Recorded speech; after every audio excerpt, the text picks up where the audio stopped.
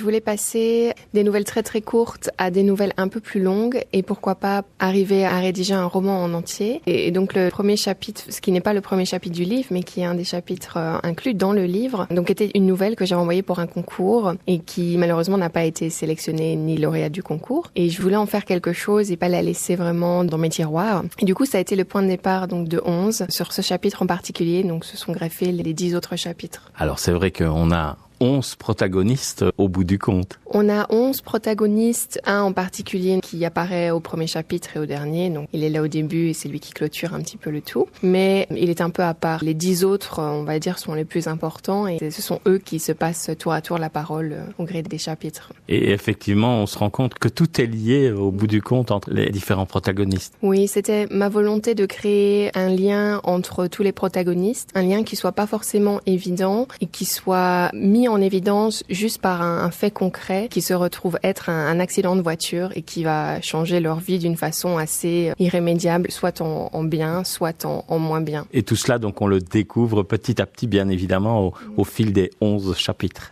Oui, voilà, c'est ça. Et j'aimais assez cette optique d'écrire à travers 11 chapitres différents, car dans un chapitre, par exemple, on peut découvrir un personnage sous un jour assez noir, un personnage qui, de prime abord, pourrait être vraiment détestable, et on en découvre une autre facette dans un autre chapitre qui n'est pas narré par le même personnage, et c'est aussi cette volonté de décrire la personne, l'homme, sous ses beaux aspects et ses aspects un peu plus noirs et tourmentés. On découvre des personnes dont certaines sont vraiment très attachantes.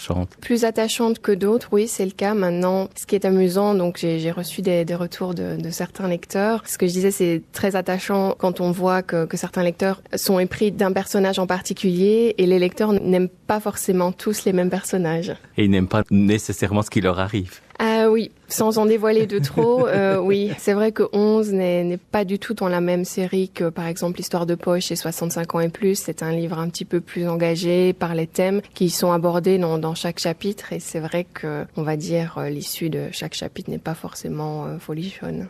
Mais c'était une manière originale d'entrer, je vais dire, dans le roman. Oui.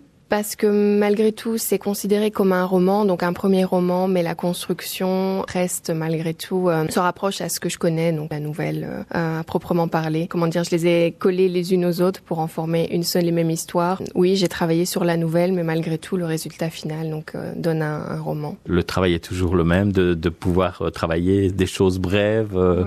Lors de vos trajets quotidiens. Oui, parce que là, je continue vraiment à écrire dans le bus, dans le métro, dans le train. Donc, je veux dire, l'optique reste la même. Donc, d'égayer un petit peu mes trajets pour me rendre au travail ou ailleurs et d'assembler un petit peu tous ces chapitres, toutes ces histoires éparses en un seul et même projet. Donc, ce dernier projet, 11. Alors, vous avez aussi récemment, ici dans la région, justement, par rapport à un autre récit, celui des nouvelles de plus de 65 ans, vous avez rencontré des personnes dans des homes de votre région. Oui, c'était une histoire assez, moi je dirais, particulière et assez incroyable aussi parce que donc j'ai eu l'opportunité d'aller dans une classe de quatrième, dans 2 classes de quatrième secondaire, donc une école secondaire de Florenville et donc la prof vraiment très dynamique et a voulu interpréter un certain texte de 65 ans et plus. Elle a mis au point, mis sur pied une petite, des petits sketchs, des petites représentations donc par les élèves et il m'avait invité pour la première et la première était dans un home de Florenville à la Concile. Et c'était vraiment très chouette,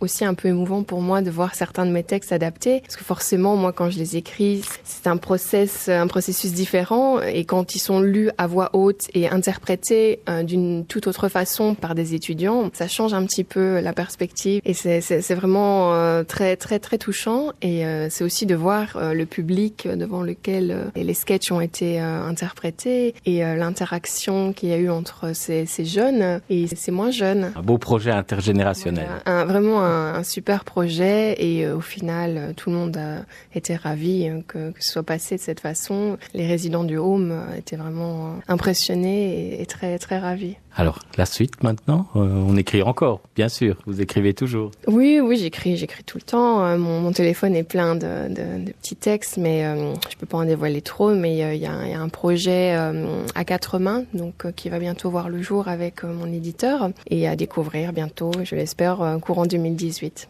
Sinon, vous avez aussi été primé, je pense. Oui, pour 11, j'ai reçu donc un prix ce premier roman. Et oui, je suis la lauréate 2018 du concours. Voilà, donc c'est que vous êtes sur la bonne voie. Ouais, je dirais que c'est un bon début et un bel encouragement pour le futur.